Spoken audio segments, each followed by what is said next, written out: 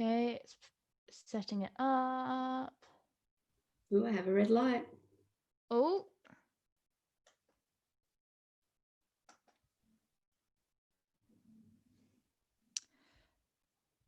And we're live. Hello, everyone.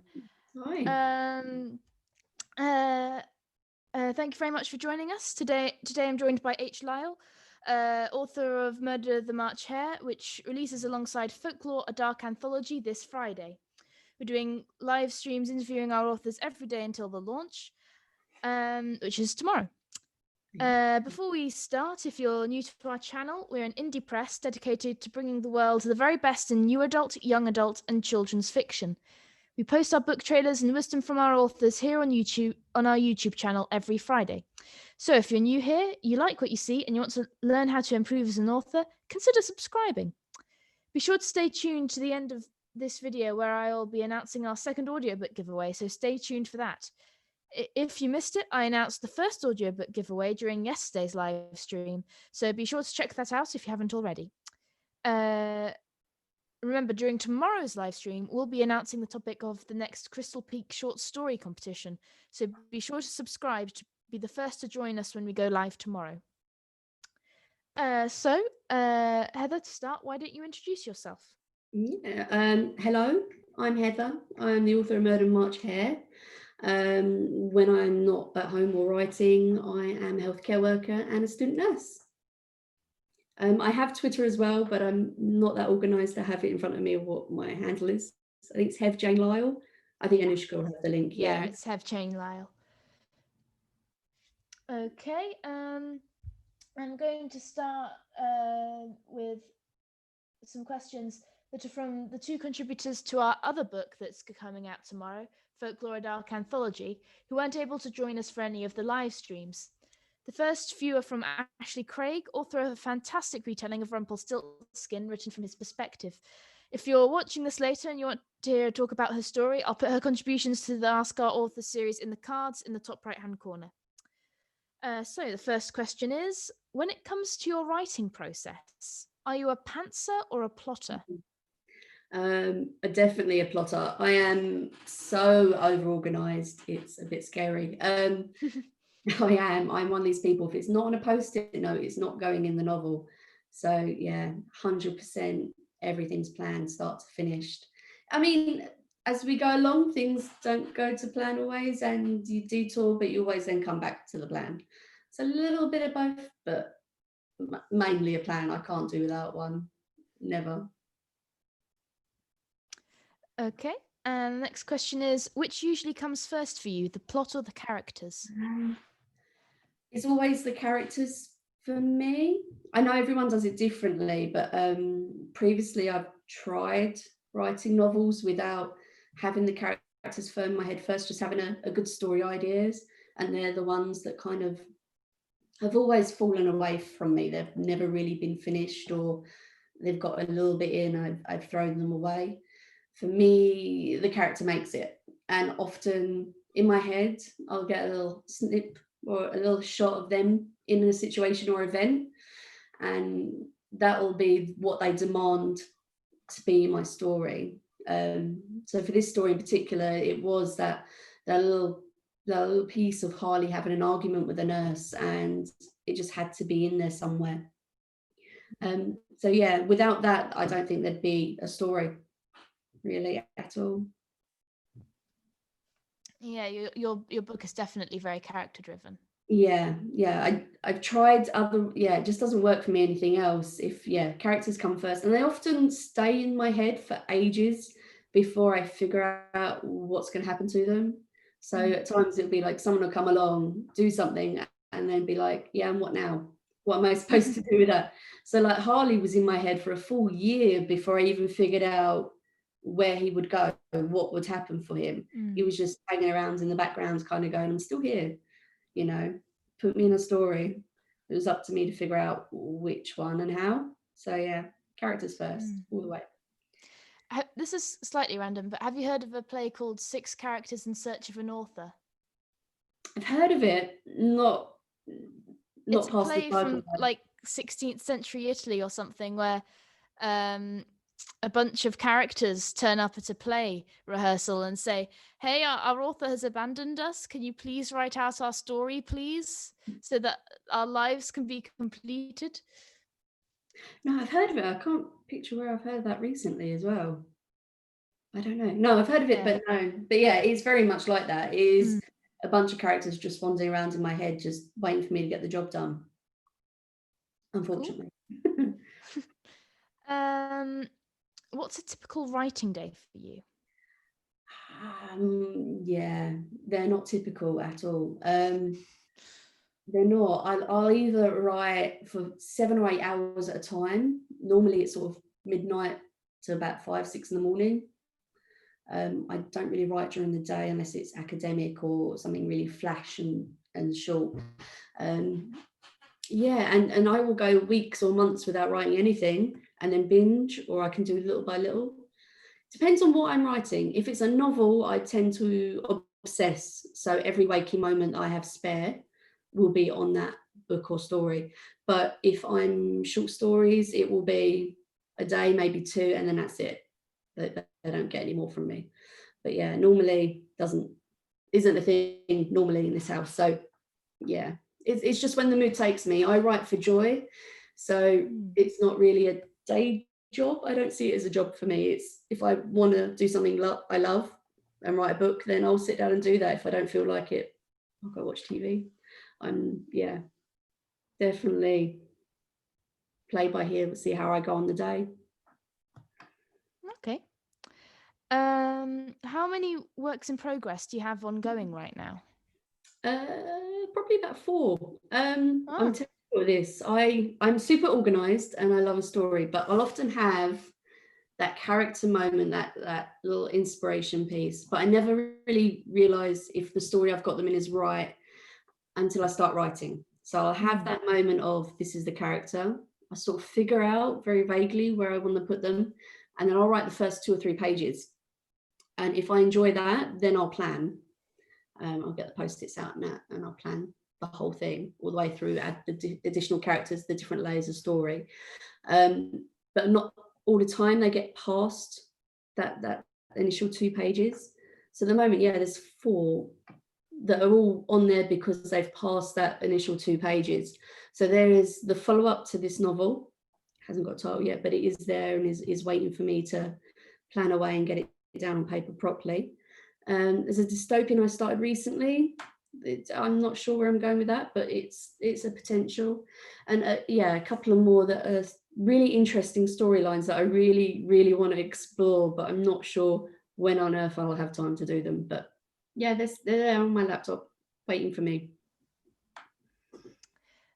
What's the key theme in your story? Self-acceptance, I think, is the main key theme all the way through, and sort of finding your tribe, that kind of. But it's also quite dark, quite strange. It's not your cheery up kind of book.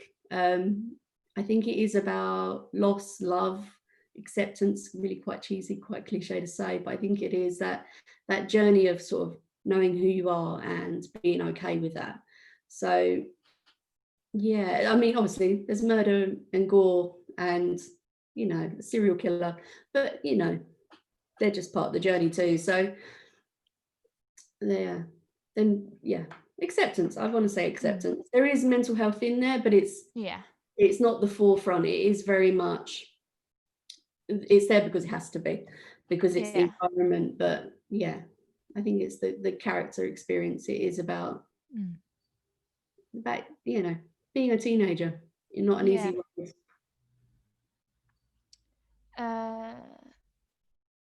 What book are you currently reading? I only discovered Ben Aronovich during lockdown, and it's one of those writers that every time I order a book online, it recommends, have you tried Rivers of London? And I'm not very good at doing what people tell me to do. So I'm like, no, I will not read that book because you've told me to read it. And then I had an Audible credit sort of hanging around, and I was like, you know what? It's pestered me for years. Let me try this. And within 5 minutes, I fell in love. So I'm working my way through. I'm on Lies Sleeping at the moment. But yeah, amazing series. I absolutely love it. I love like murder mysteries in general, but if you're going to add in things like magic and ghosts, but take it seriously, not kind of make it silly. Yeah. Great. I love that book. What do you like to do when you aren't writing? I am such a geek. I love things like escape rooms. I'm addicted to those. I love puzzles and that kind of things. I do. It's becoming a problem. I do love them. I've missed them desperately since lockdown. But yeah, I love crafty bits. I love baking cakes. I used to make wedding cakes for fun. Oh, wow. Yeah, I really love that kind of thing.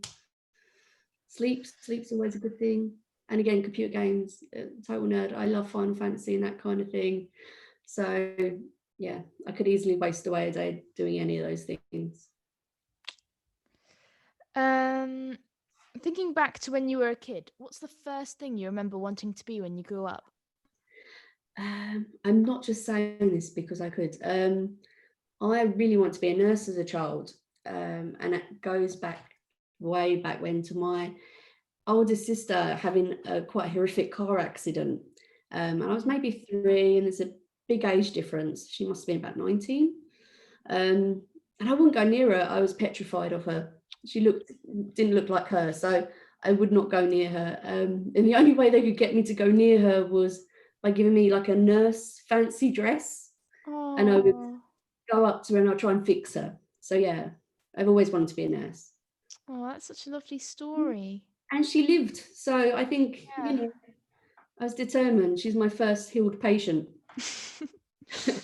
I'm taking all the credit for that. Okay, so those are all the questions for Ashley. Thank you very much for that, Ashley. And these next questions are from Joseph Chaplain, the author of Faeries from Folklore, a Dark Anthology. If you want to hear about how he turned an old poem from Willy Wonka and the Chocolate Factory into a short story, I'll put his contributions to our Ask Our Authors series in the cards in the top right after the stream. So his first question is, what are some tips about how you go about publishing your work? Perseverance is the key thing, but I think the other writers have mentioned that. Let me see what else I think for me, my journey here, because Murder the March Hare is the first novel I've published. I've done some journals and little bits along the way. But especially with this novel, I originally, when I submitted out to agents, I had one interest from an agent of taking me on as a client. And I think if you're an amateur writer, that almost seems like the end goal. Like you need to get an agent to be published. You need that step. But after several discussions and talks with this person, it was very clear that their idea of what my book should be wasn't what I wanted it to be. It was very much like, we like the way you write. Can you just rewrite everything? Throw it away and start again. We don't like your story, but we like the way you write. And it's like, so it's like, we like the way you write, but can you just write an entire other novel? Yeah, no, we don't like those characters. Get rid of that. Can you get rid of it? And it was like, oh, wow. And that was at the first meeting. And I was like, well, that's intense. No, thank you. And I kind of walked away going, is that what it was supposed to be, publishing? It's not my world. It's not anything I know about. So I came away from that and was like, this isn't fun now. Like, I don't want to take something precious to me and put it in a shredder. Either it's publishable or it's not. I'll do a different novel. I'll write something else if you don't like this, but don't say you like it but you don't. So I think listening to your gut instinct is very important, because I'm much happier publishing with you guys and knowing it's the book it was supposed to be than actually getting an agent and doing what the mainstream think is right and doing what they want or what they think will sell over what is a piece of art. That makes sense. So well, good for you for sticking to your guns on that one. No, it's because it's what I do for fun. It's not don't get me wrong, it's definitely career driven. I want to learn, I want to grow, I want to develop, I want to publish more work. but it's not what I go to work and do every day. So for Yeah. me, it's not the full-time job. So if Yeah, I'm it's going to not do your income depending on it. no, it's the thing I want to have fun doing. And when somebody starts dictating to you what you can and can't do, it's like, well, then you're sapping the fun, and it should be fun first. Yeah, absolutely. So yeah, listen to the gut. Don't do what you think everyone tells you you have to do. How important is it to have an online presence? Oh, Anouschka, you know how terrible I am with computers. I hate computers. It is important. Everything online these days, absolutely everything. It's the way you communicate with who's reading your books, who's going to read them. It's something I need to do better on, because it is very clearly the way things are going now. Yeah. I don't know. We were having this discussion slightly before it all started. Me and social media are not exactly friends. I'm quite an introvert. So when you get so many words to explain your whole personality and sell everything, I struggle. And yeah, something that takes work, but it's definitely something worth doing. Yeah. A lot of thing I'm hearing now is that even bigger publishers won't invest that much in marketing, because that they expect you to do more yourself, and they'll instead invest the majority of their budget into marketing, their big name authors like Stephen Yeah. King and stuff. And even Stephen King has Twitter. Yeah. How many times do you redraft/rewrite something before it's ready? I still even look at the published novel now and go, this is not ready. So I'm probably not the right person to answer this. When I write, I write one step forward, two steps back. So I reread everything, say 2 or 3 chapters before I write the next one. So often I'll find most of my writing time's not actually writing, it's rewriting before I even try the Absolutely. next bit. So once I've got a full first draft, I'm not really going back too much. I'll probably leave a 2-month break, print it out, and then read it in a written format, because it's easier to see the mistakes I find once I've printed it. But yeah, so maybe 3 or 4 goes. I don't really do full read-throughs. I tend to do it as I go. Okay. Who are some of your favorite authors? This question's so hard. I even knew this one was coming, and I still can't decide properly. I mean, there's some authors I can't do without. So Terry Pratchett was probably my first adult read, love, like Witches Abroad, probably one of my favorite books. You can't love Terry Pratchett without loving Neil Gaiman. I think it's the rules. It's like the law. C.S. Lewis I was brought up with. I tend to like a lot of different genres, all except biography and romance. So there's like favorite authors throughout. I mean, I think Alice mentioned the other day her like Jeff Vandermeer. I'm slightly obsessed with that man. He writes the strangest things, but in such a beautiful way. It like something so alien, but something so natural. It's talent, unbelievable talent. Yeah. So him for me is a big one. I'm really excited for Ready Player 2 as well. Yeah, loads. I think that's the easy answer. I like loads of writers, and it depends on my mood or what I fancy reading, but it will vary day to day. It'll always change. What are some of your favorite books and why? So again, Witches Abroad, probably my favorite Pratchett. I like have one of his kind of books as a standout moment of each of my parts of my life. So I've kind of grown up with Pratchett. Yeah. He's vastly important. Alice in Wonderland. I mean, you kind of might get the reference from my own book, but I love Alice in Wonderland. Like it's my reread. I will read that probably once a year at least since I was like 5. I love that book. Stands out favourites. Nod is a great dystopian. I love that. Every time I read it like Nod, I kind of go, I wish I could write like that. I wish I could do a book like that. And I keep trying. I'm not there yet, but I love that book. Yeah, probably those. I've got a signed Terry Pratchett as well. So Oh, that was, really? yeah, very fortunate. So those were the questions from Joe. Thank you very much for that. And now here are some questions from Kevin, the publisher and managing director of Crystal Peak Publisher. Has having your work published changed your writing process? Not my process, but my priorities. I still do things the same way. I'm still a big over planner. I still post-it note everything. For me, with 4 potential works on the go, I've got one kind of screaming louder, it wants my attention more. But considering being published now with this storyline, I feel the need more to maybe do the follow-up first. Like that should be the priority, because if this is a good book and if it is enjoyed, then people may want the second one before they want anything new from me. So that kind of warps my perception of what I should be doing. But personally, I probably won't read too much into that. So it will be a case of when I sit down the computer, what one do I want to write? And that one will get my attention.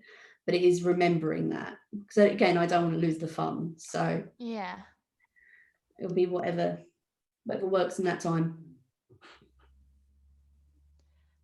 As a writer, what would you choose as your mascot / avatar / spirit animal? Not a squirrel. If you've met Bandit, you won't forget him. No. Not a squirrel. For me, I love orangutans. I love orangutans. Not purely because of They are cute. Maybe, do you remember a Jim Henson film, Labyrinth? David Bowie, those tights. I love Ludo, absolutely love Ludo. And I didn't realise he was a monster. I thought he was just a really large orangutan. So yeah, it started young, that obsession. So yeah, Aww. love orangutans. By the way, if you like Labyrinth, have you seen Dark Crystal? Yes. Have you seen the new Netflix? Yes. Oh, so good. Yeah, brilliant. Yeah.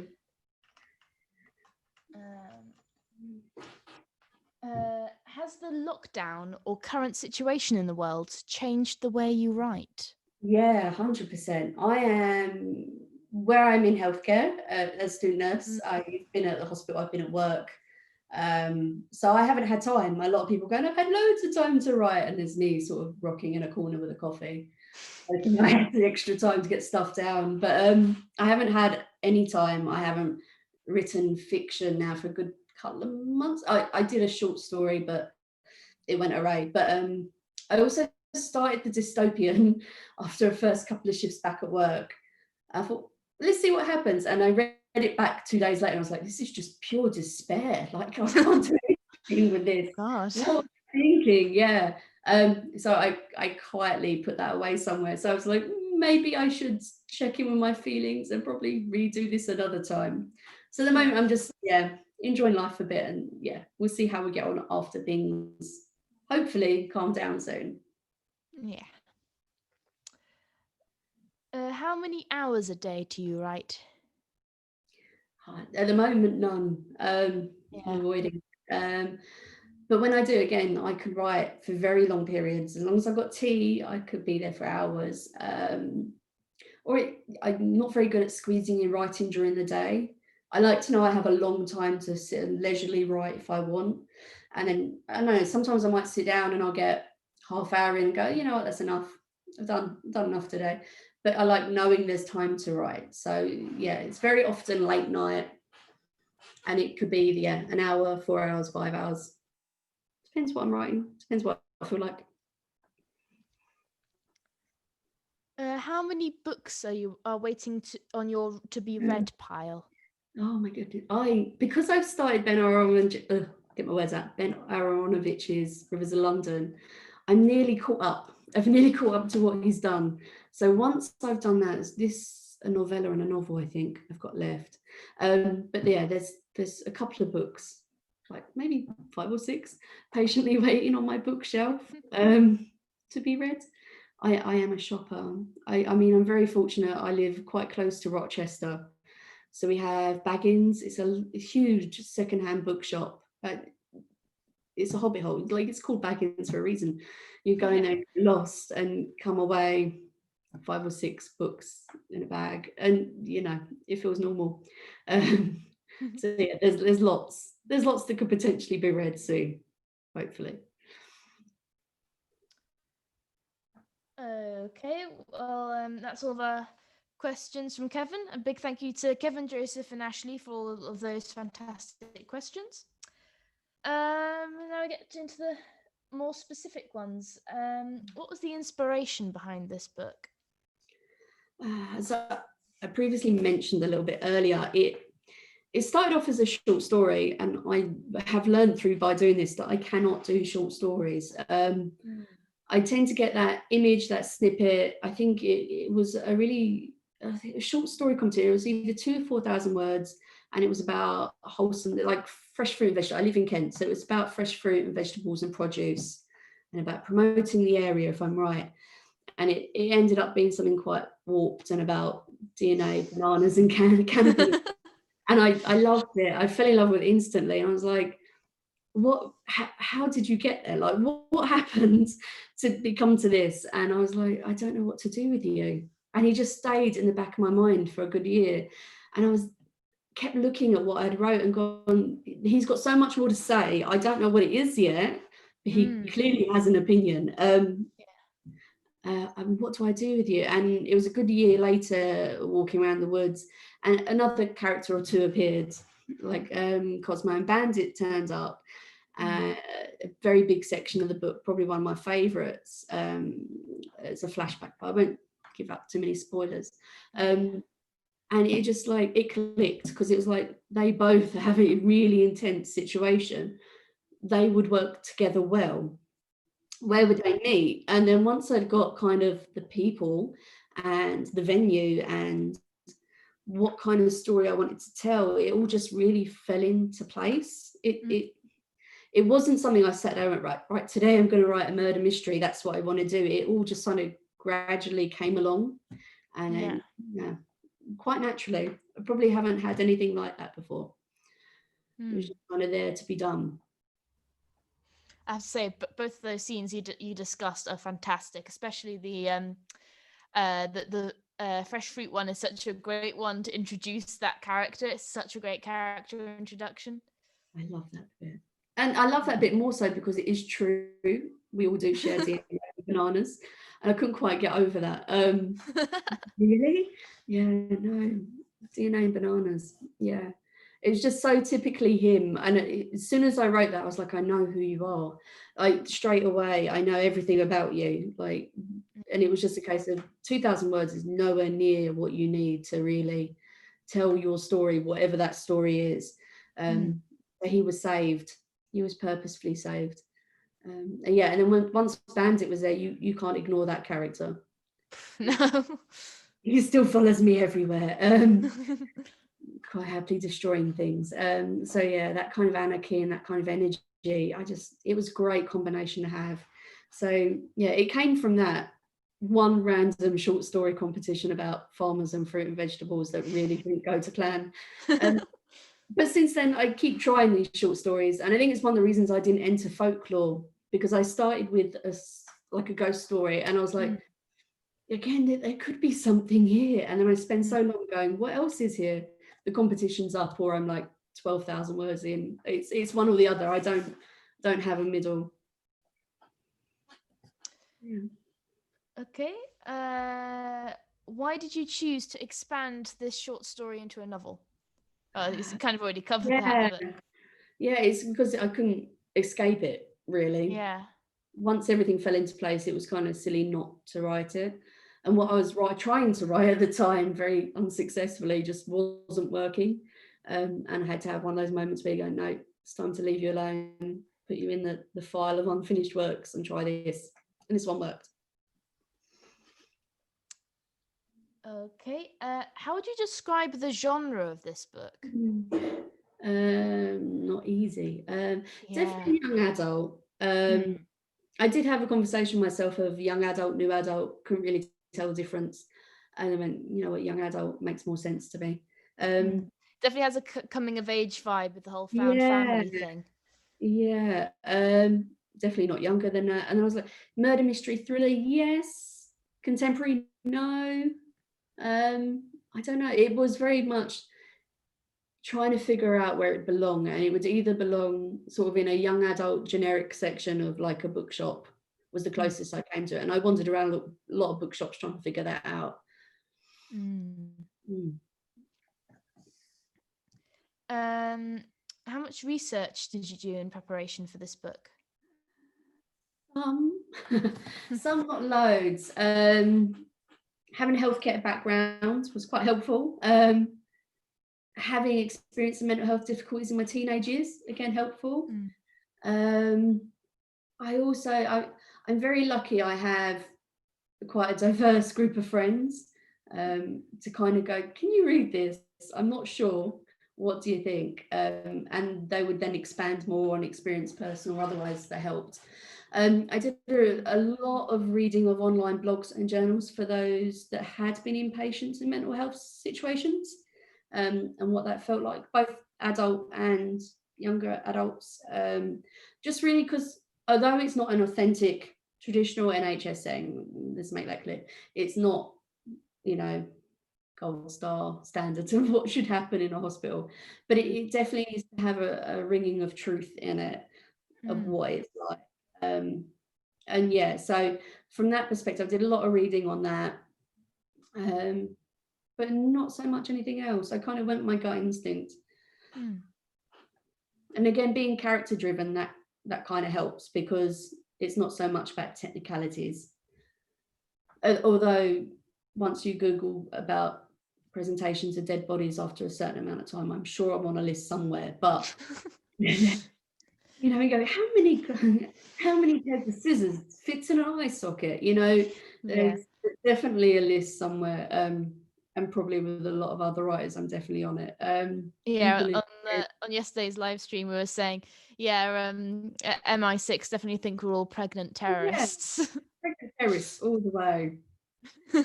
I once wrote a story that had a bomb in it, so could you imagine that? Yeah. Bombs and murder, not the best Google search history. No.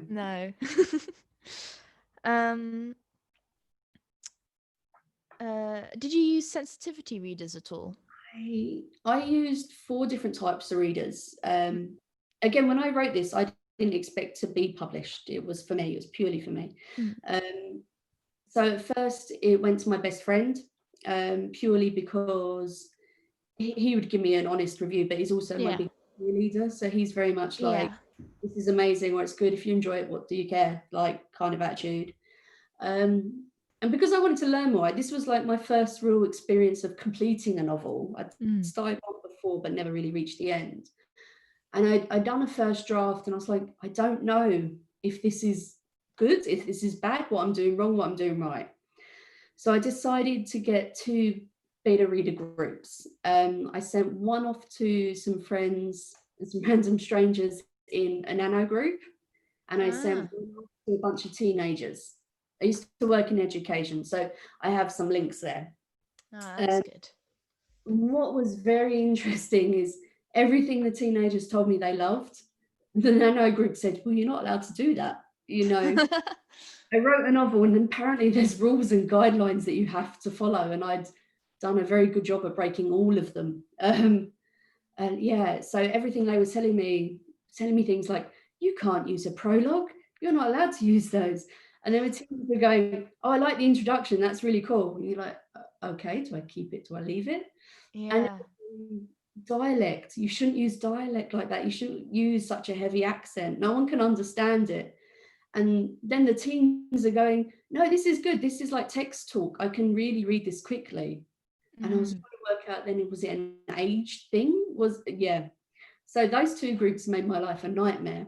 And trying to figure out which way to go. And it was just a little bit of, well, if that's my audience and that's what they like, and it's what I enjoyed writing, why do I take it out?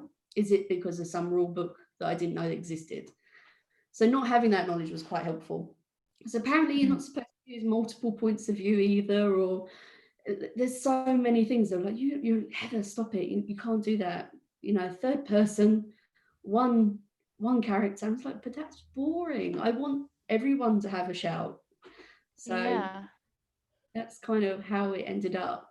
And then lastly, once I started actually submitting to that agent who very kindly told me he wanted me to redo my book, I sent it to my sister. I was like, I've done this. Is it okay? Is this worth sending off? Is this worth pursuing? Mm. Um, and very kindly said, it's weird, but it's you. What do you expect? So yeah, I had a lot of cheerleaders in that, but definitely those two groups helped me massively into Yeah. identifying what I need to do in my own work. Yeah. The use of dialogue for dialect for Isla Rose is definitely very good. I think it's just that there's a notion that with dialect, it's, often when it's used a comical effect, like with Hagrid or something, or Mm. I think there's sometimes a definitely a worry about using it about other ethnicities. So I think that's also another thing.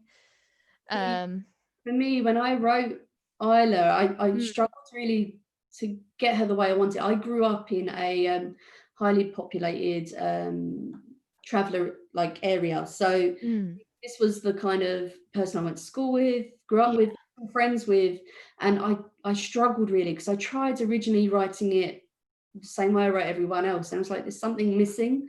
There's something yeah, quite Isla yet, and I don't know what that is. And then once I realised she wasn't sounding right as I read it out in my head, that's when it sort of fell into mm, place. And then I took out those TH sounds. I dropped all my G's, and I was like, okay, mm. now she's here. Okay, that's Yeah, because fine. it's such a huge part of her identity. Yeah, yeah, and definitely a huge part of her story. So I couldn't really move her along without really showing everyone who she was first. It Yeah, was, yeah, vital to really get her right. So for me, like, there was no way I could change the accent. When they were going, no, take it out, I was like, no, it's staying. Um, but yeah, there was a worry that people would or wouldn't understand it. But again, the target audience, there wasn't a single one who couldn't, including dyslexics and all sorts. So I don't know. I think it's just adults. maybe they're not a fan, but yeah. it sounded like Yeah, that. I think with a lot of writing rules, it's the writing rules are there because people do them badly. If people do them well, you can break the rules. Yeah. It helps not knowing the rules though. I've learned that, Yeah. you know. Yeah, sounds like it. Definitely helps. Um where was I? How long did it take you to write this book? From start to publishing Uh or to just the submit? writing. I wrote this, put it away, so many times because I mean, I originally did the first draft once, obviously had sat in my head for a year first. I wrote that in about a year, probably first draft. And then I put it away because, this was fun. Let's move on to the next thing. Didn't really think about publishing agents or any of that. But the characters were still in my head, so it kept pulling me back. And that's when I edited it, sent off for agents, had that bad experience with an agent, and then was like, maybe it's not meant to be. And then I put it away for another couple of months and then got it out again. It's just, I kept going back to it. It was like a bad relationship. You can't leave it. It just felt undone. So it Yeah. probably around 3 or 4 times of that, probably about 4 or 5 years.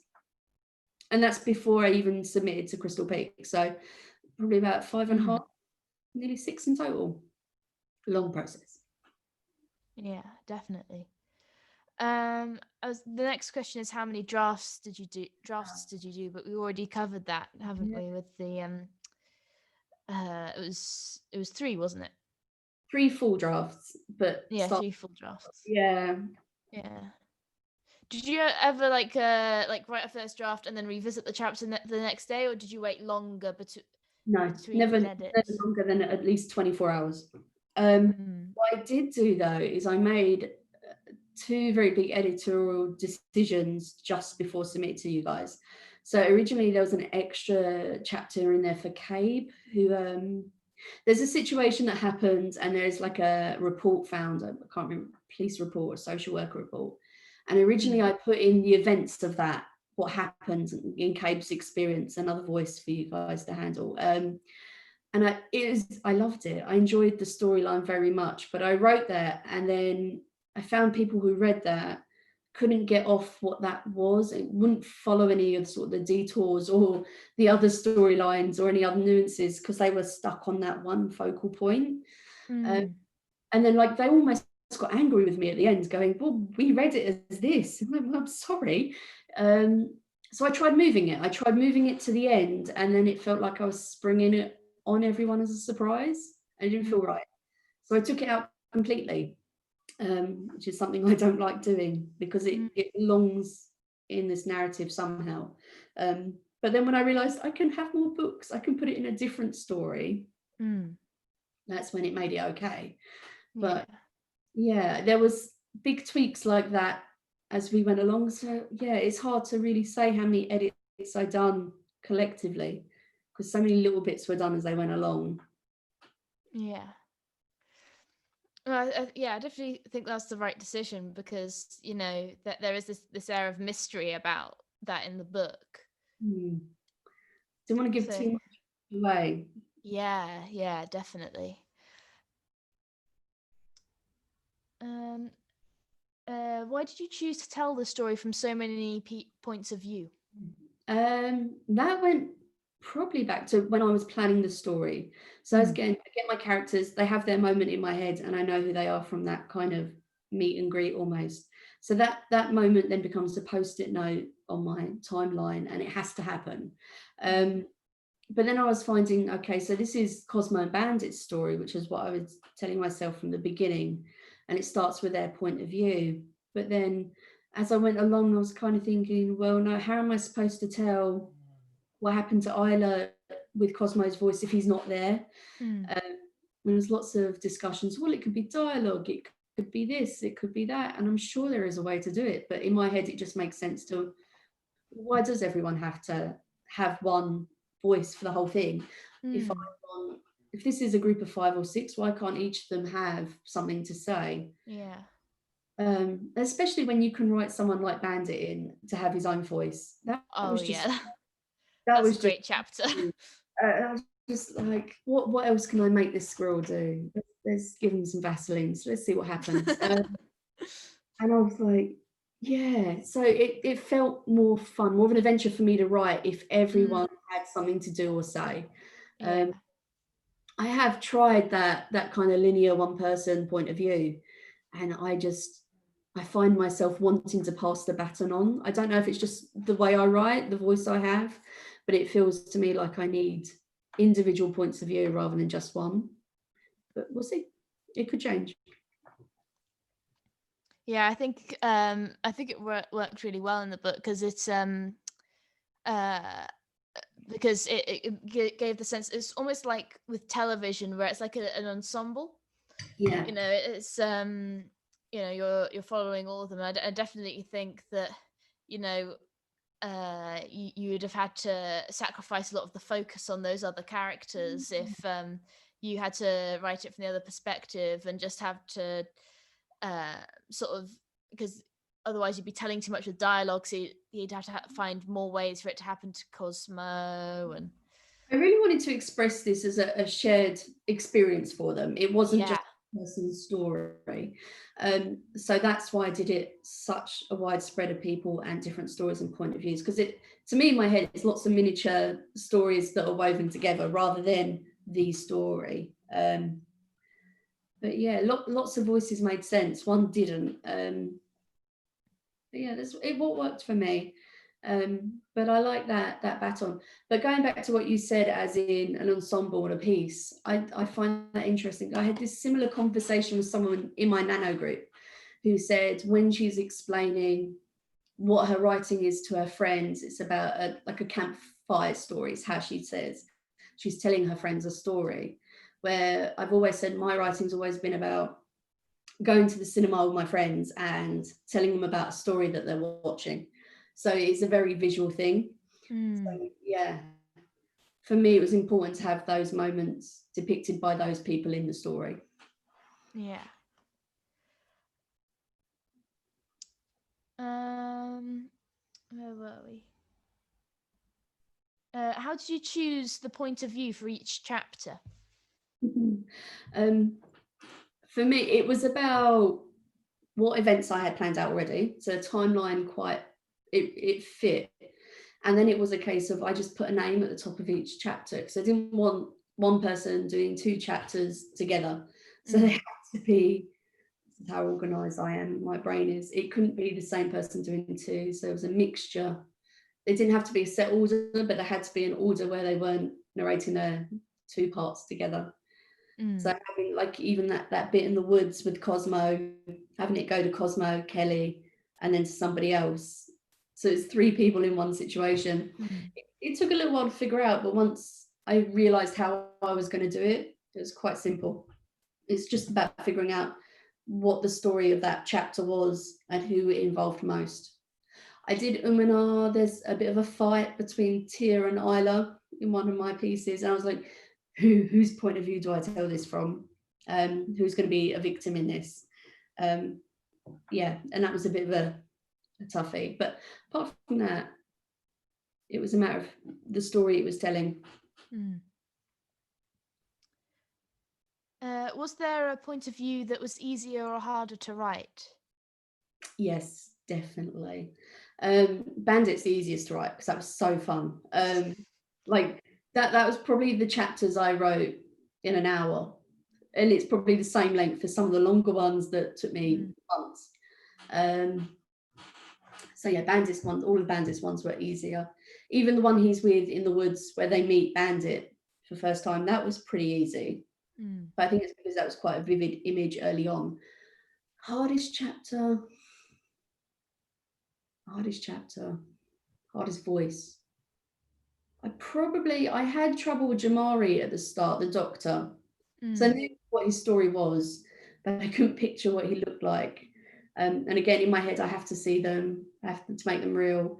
And I was talking to my best friend, and I was like, he needs to like exude empathy, purely empathy. That's all he's about, pure empathy. And about 10 minutes later, I got a message back from my friend, and he's going, turn on this channel. And on Sesame Street, there was a certain actor talking about empathy. And I was like, okay, I found Jamari. And after that, that was fine. So yeah, I take a lot of hints and tips from the universe when it comes to things like that. But sometimes I will get stuck on something like that, or it'll feel wishy-washy. Like I'll try writing it, and I'm like, you have no personality at the moment, but I'll come back to you. But when I get to those points, they're the points that I stop. And normally I'll take a week or a couple of days off, depending, and find my answers before moving on, because I find it hard to go back and add. Easy to take away, harder to add. So yeah, Jamari's harder. Not so now, but at the beginning especially. Yeah. That first chapter, when you kind of need to know someone straight away, he was the harder one to figure out. Yeah.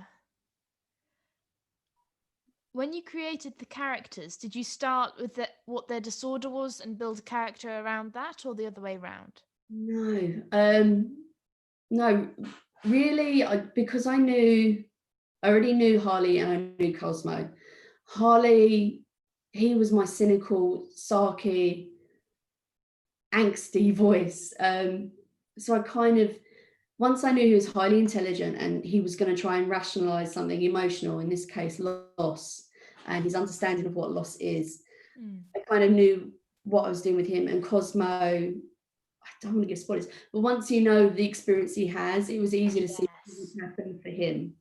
So with the other characters, there was an element of, well, they have to be here. Why are they here? And it was never a sit-down decision of, well, everyone has to be crazy. What kind of crazy are you? It wasn't like that. It was more, as a teenager, what did I experience? What did my friends experience? What do the teenagers nowadays go through? I think a lot of young adult novels, I think I read like 3 in a row that had the same setup of, young girl has to save the world, but oh no, she's got 2 boys to choose from. Which one does she go? And I was like, Yeah. they're great reads, don't get me wrong. I love that kind of book. But then I'm like, teenagers know more. They're capable of more depth than which boy Yeah. go for. Is he my brother? They know more than that. So I was starting to think about what really affects them deeply, what has that kind of impact. And then I kind of teased out these issues that could be bigger issues that could affect daily living if it happens. So body image, peer pressure, drugs, things that people come across, community identity, knowing who you are. It was less of a disorder and more kind of like, let me put a magnifying glass on this part, because I wanted this to be relatable. I didn't want to scare my audience. I kind of wanted people to go, I know who I am in that story.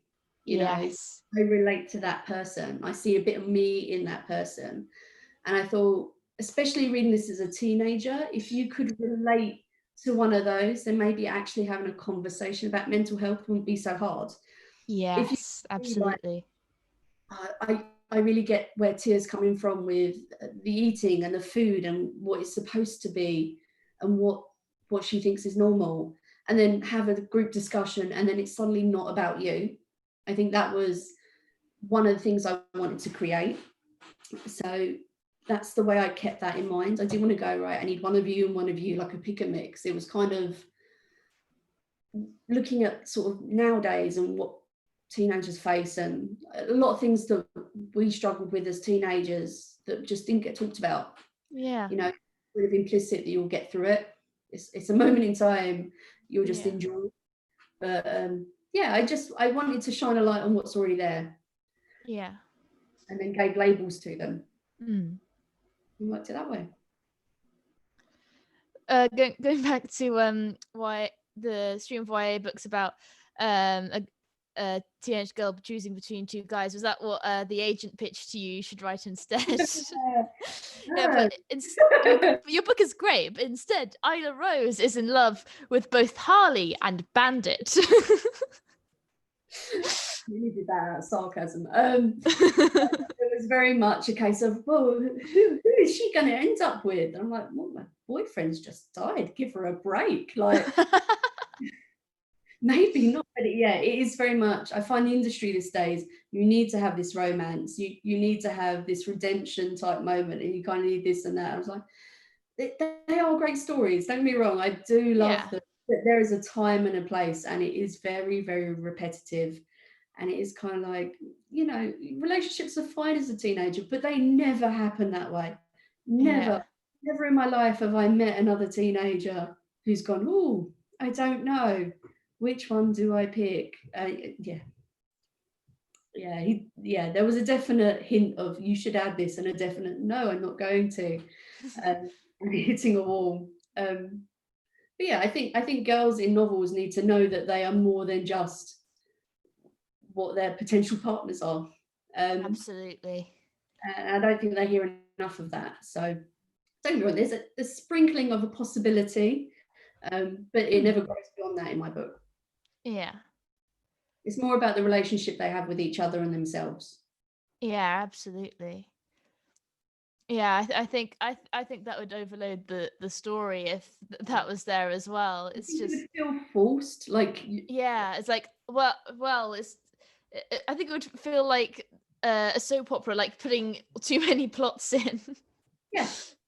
And by the way, this happened. No, it's too much. Leave it there. Yeah.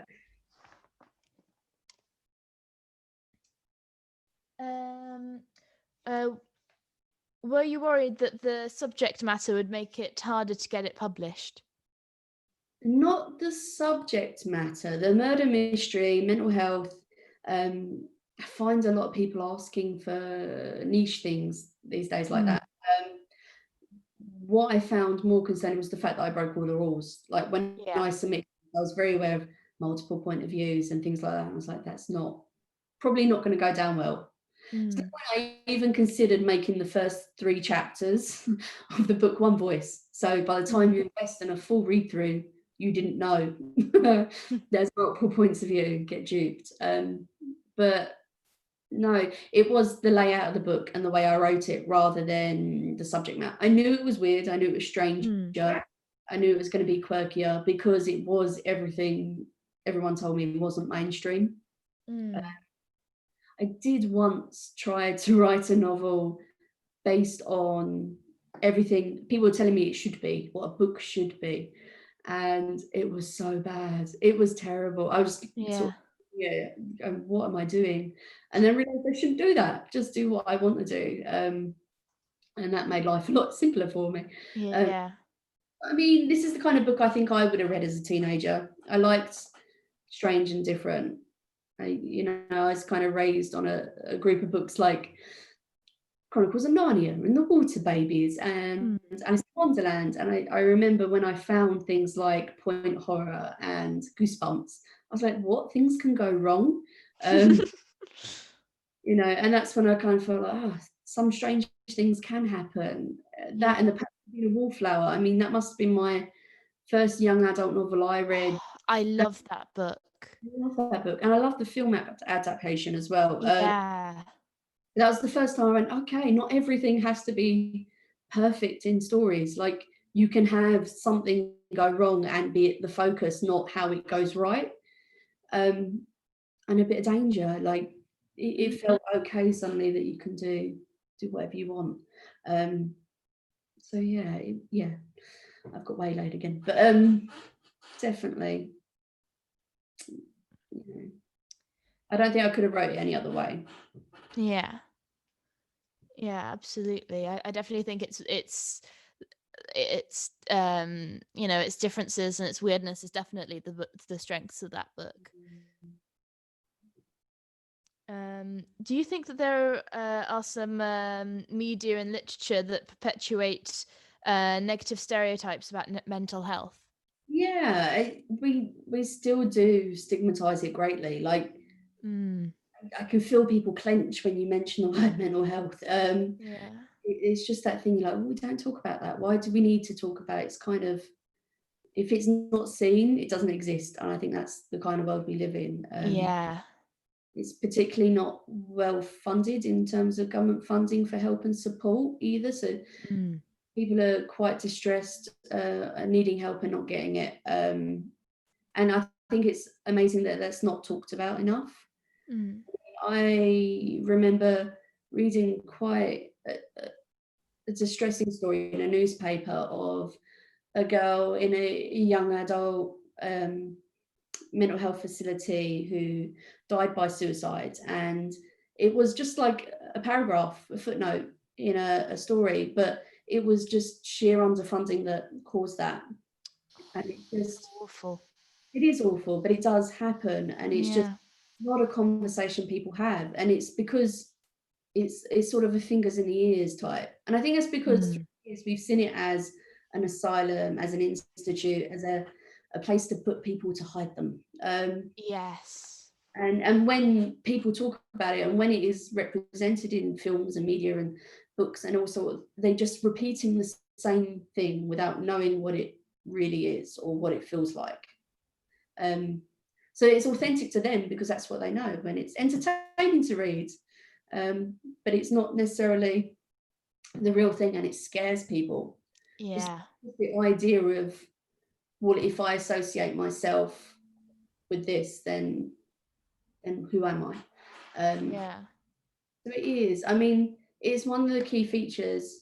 I don't know if you maybe read this when you picked it out when you read this, but Harley labels everyone that's around him. He categorizes people. He's the only one who does it, of what type of crazy they are. Are they fairy? Are they? And he does that because he's trying to add distance between himself and the others in the group.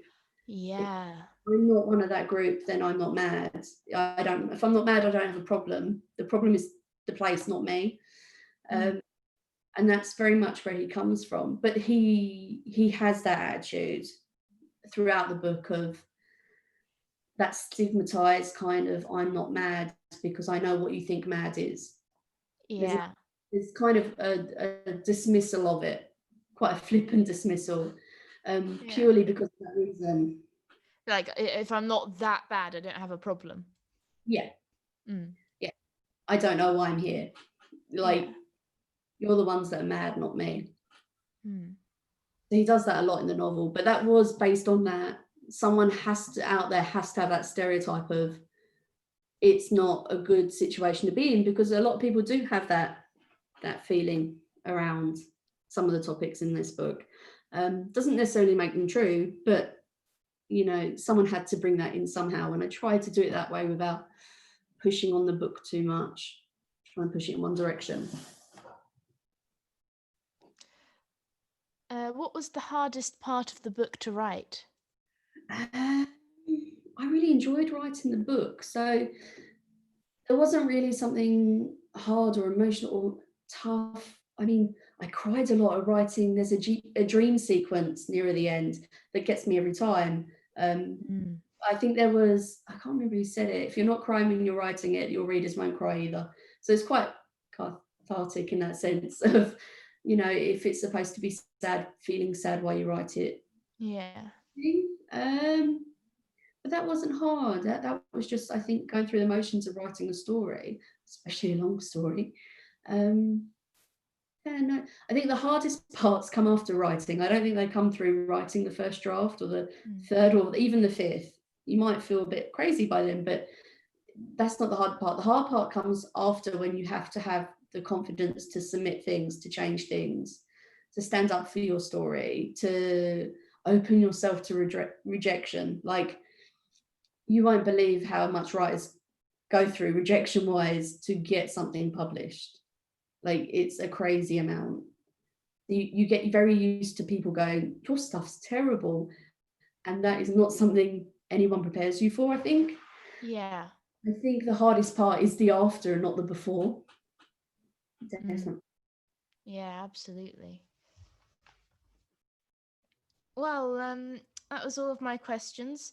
I suppose this part is easier than my previous live streams, because then I don't have awkward pauses when I'm asked. I mean, do you have any questions for your?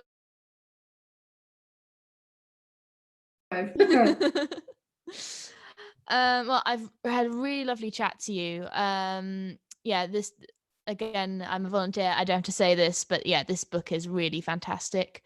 It's really refreshing. It definitely doesn't feel like it's patronizing its audience in any way. Yeah, it's just a fantastic book with some really strong, well-written characters, and yeah, it's brilliant. That's very sweet of you. Thank you. Oh. Okay, I shall do my little outro now. Thank you very much today for joining me, Heather. For those of you at home, if you're still with us at the end of the live stream, congratulations! I'll announce the second audiobook giveaway. Again, if you missed yesterday's giveaway of Deities by Stuart Clark, be sure to check out yesterday's live stream. Today's giveaway is Lost Words by Kevin Peake, a YA novel about book characters getting trapped in each other's worlds. All you have to do is tweet the trailer for Murder the March Hare, which the link for that is in the description below. And the first 5 to tweet it, whilst to tweet the Murder the March Hare trailer and tagging at Crystal Peak Pub on Twitter, the first 5 to do that will get a free copy of the Lost Words audiobook. So yeah, better check that out. Remember, tomorrow we're going to be joined by Heather and several of the Folklore authors to celebrate the double launch of Murder the March Hare and Folklore Dark Anthology. And tomorrow I'm also announcing the next Crystal Peak short story competition.